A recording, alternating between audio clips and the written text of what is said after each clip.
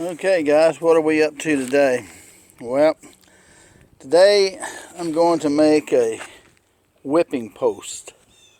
A whipping post. You're probably saying, what in the world is a whipping post? Well, you use a whipping post, you make kind of a cross with it.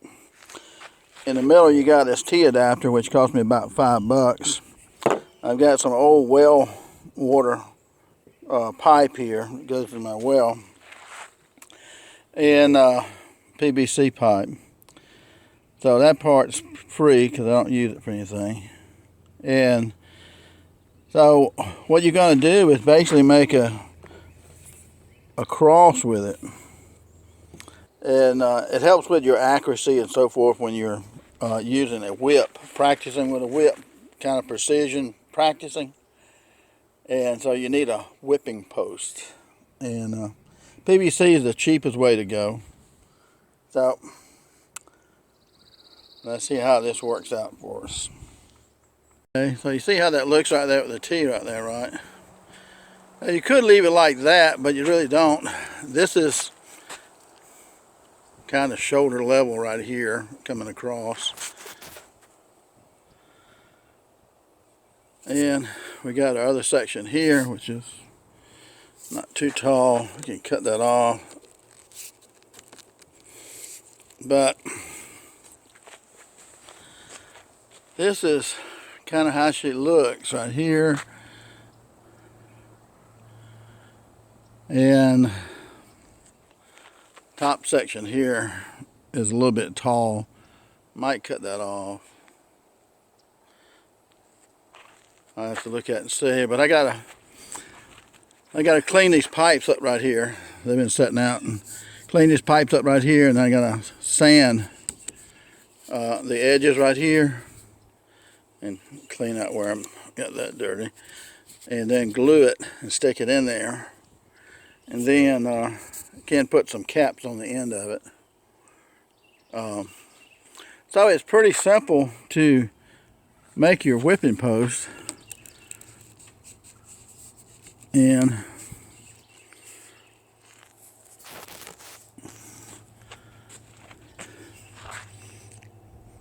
I can tell that's,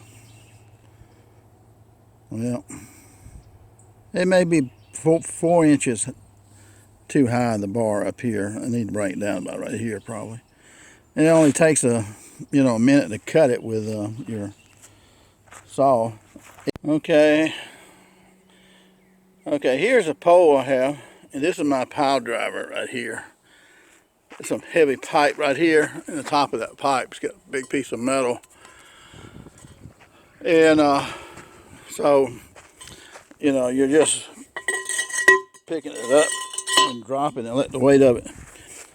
And I measure that pipe, like 20 inches of that pipe is down in the ground. So that's pretty stable.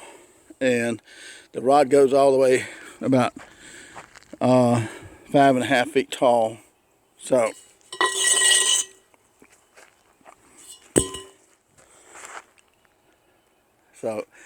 now that's pretty stable. And now I can just slide my PVC pipe over that, and that'll be perfect. And just a little close-up. I painted this silver. This is kind of this reddish color here. It's not red, it's kind of like a fire red, and then the green, and this orange. Now looking at this in the camera, it looks kind of yellow here to me, but if you see the orange right here, this is really the color of this pole on this outside part right here. That's a real orange. Okay guys, we're going to be striking at this whipping post. It's getting a little bit dark right now, but this is the Krist King Bull whip right here. Krist King makes some of the best whips in the world.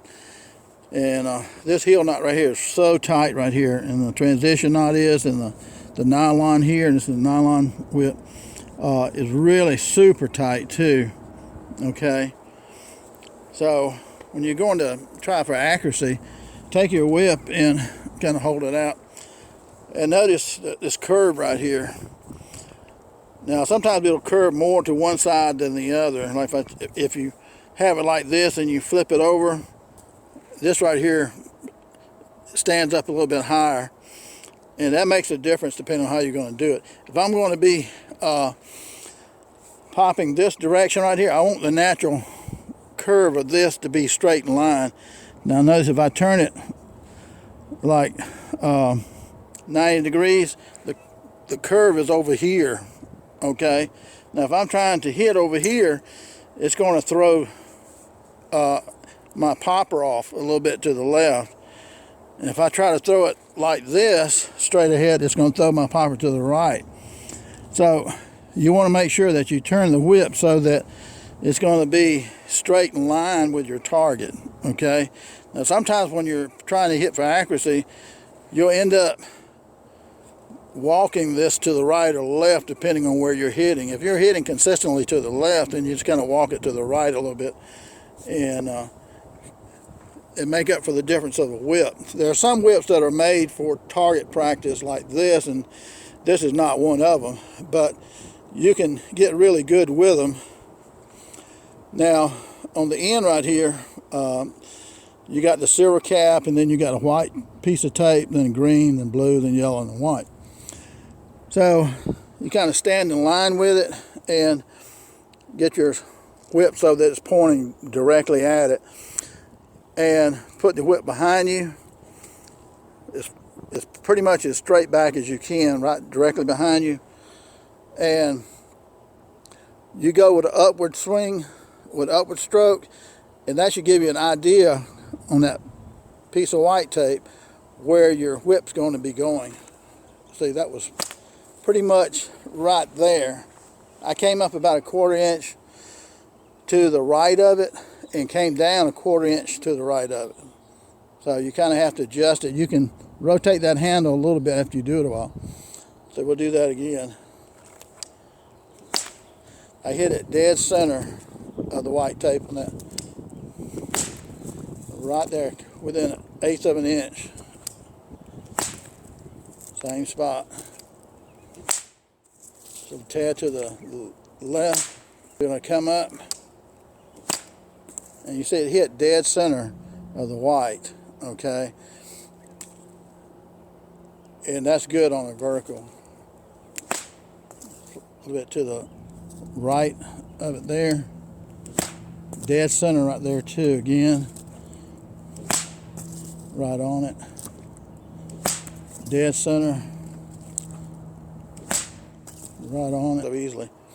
Okay, so we were aiming at the white right there. So the next one to the left is the green. You see right to the right of it, dead center almost of the green. Right on the green. To the left of the green about a 1/4 inch. Right to the right, that touched the green right there. That touched the green. That's right on it. To the left of it, that's dead center. Okay, go to the blue. Dead hit. To the right of it. A little bit to the left. To the left. Dead center.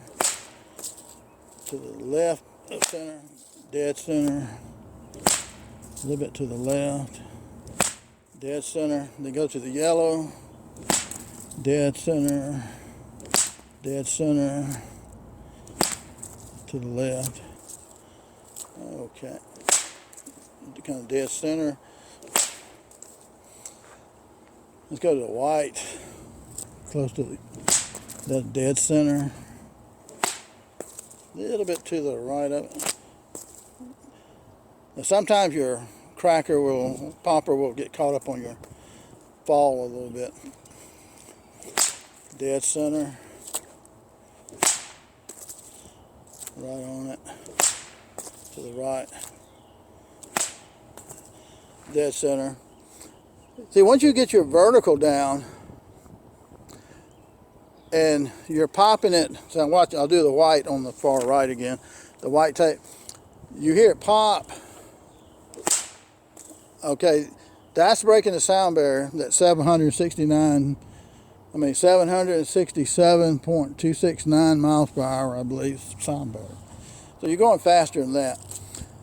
But once you get your vertical down, and if you see this wrap around like that, if you were doing a candle, you would be walking backwards, because if my finger right here is a flame, then I want this part right here to come in and strike the flame, okay? Which, you know, the flame's not going to be so high. You want this part to come in and strike the flame to put it out without hitting the candle. So then you have to start walking backwards until you can get the end of your popper right at the candle length, okay? Now, I throw knives and things like that, so when you throw knives, you got to throw them perfectly to get them to stick correctly and all, and aim with them. So it helps me with whip cracking to get my distance right. Now, sometimes with a candle, you can this will flip around and put out the candle flame, and sometimes you can pop it right in front of it, and the concussion of air right in front of it will blow it out. So there's a couple of ways you can do that. So this is a bull whip. This is not a whip that you use for target practice. There are whips that are made specifically for precision target practice. Stock whips, some of those are really nice for that. And this whip right here is basically about all together from end to end, which this is part of the fall right here, is about 8 feet long. Okay, so it's fairly long. You want a shorter whip when you're doing this kind of practice right here, if you want to get precision. But I mean, you can use any whip.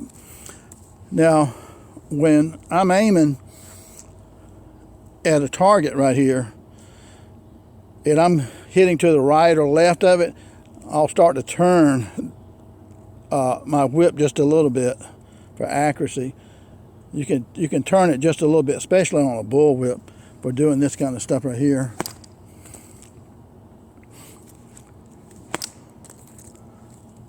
But so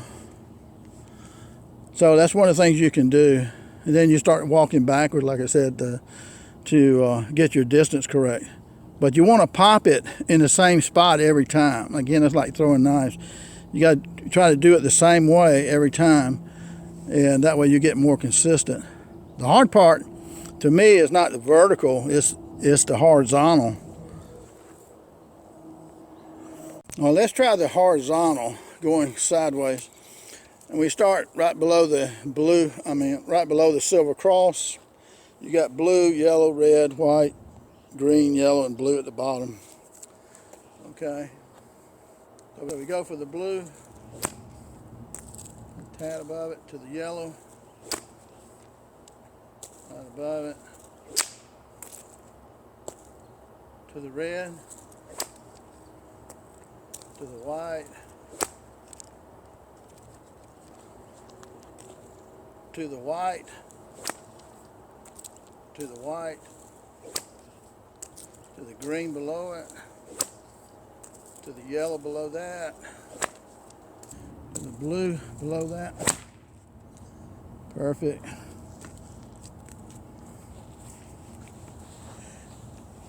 Now I'm practicing in slow motion, kind of, okay?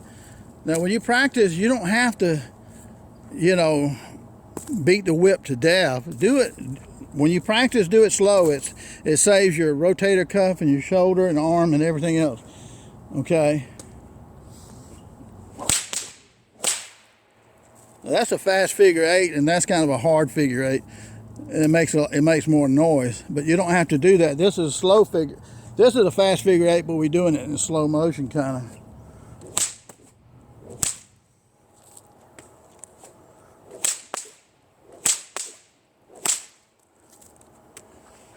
So that was kind of a fast figure 8 with a overhead crack and an